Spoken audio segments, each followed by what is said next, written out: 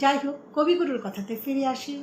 আমাদের গুরুদেব যেমন বলেছেন, মনে রে আজ কহ যে, ভালো মন্দ যাহাই আসুক, সত্যের লও সহজে।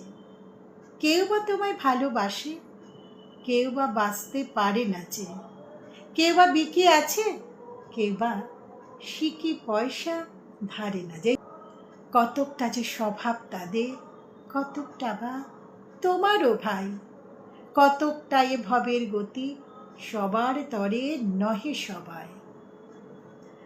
তোমায় কতক ফাঁকি দেবে, তুমিও কতক দেবে ফাঁকি।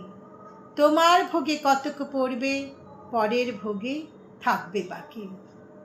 মানধাতারি আমলে থেকে চলে আসছে এমনি রকম, তোমারও কি এমন ভাগ্য বাঁচিয়ে যাবে সকলে যখন? মনে রেয়াজ কহ যে, ভালো মন্দ যাহাই আসুক, সত্যের লও সহজে। অনেক ঝঞ্ঝা কাটিয়ে বুঝি এলে সুখের বন্দরেতে, জলের তলে পাহাড় ছিল, লাগলো বুকের অন্দরেতে। মোহর থেকে পাঁজরগুলো উঠল কেঁপে আর্তরাবে, তাই নিয়ে কি সবার সঙ্গে ঝগড়া করে মরতে হবে? ভেসে থাকতে পারে যদি, সেইটি সবার চেয়ে শ্রেয়। না পারতে বিনা বাক্যে টুপ করিয়া ডুবে যেও, এটা কিছু অপূর্ব নয়, ঘটনা সামান্য খুবই। শঙ্কা যেথায় করে না কেউ, সেইখানে হয় জাহাজ ডুবে। তোমার মাপে হয়নি সবাই, তুমিও হওনি সবার মাপে। তুমি মরো কারোর ঠেলায়, কেউ বা মরে তোমার চাপে। তবু ভেবে দেখতে গেলে এমনি কিসের টানাটানি, কেমন করে হাত বাড়ালে সুখ পাওয়া যায় অনেকখানি। আকাশ তবু শুনিলে থাকে, মধুর ঠাকে ভোরের আলো। মরণ এলে হঠাৎ দেখি, মরার চেয়ে বাঁচাই ভালো।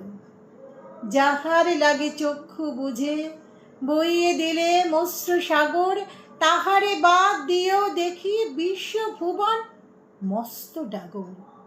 মনিরে তাই কহ যে, ভালো মন্দ যাহাই আসুক, সত্যের লও সহজে। নিজের ছায়া মস্ত করে অস্তাচলে বসে বসে, আধার করে তোলো যদি জীবনখানা নিজের দোষে।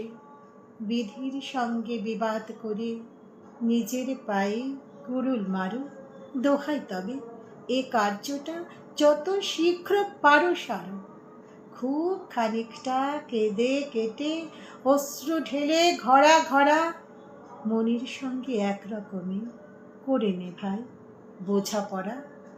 তাহার পরে আঁধার ঘরে প্রদীপ খানি জ্বালিয়ে তোলো, ভুলে যা ভাই কাহার সঙ্গে কতটুকু তফাৎ হলো।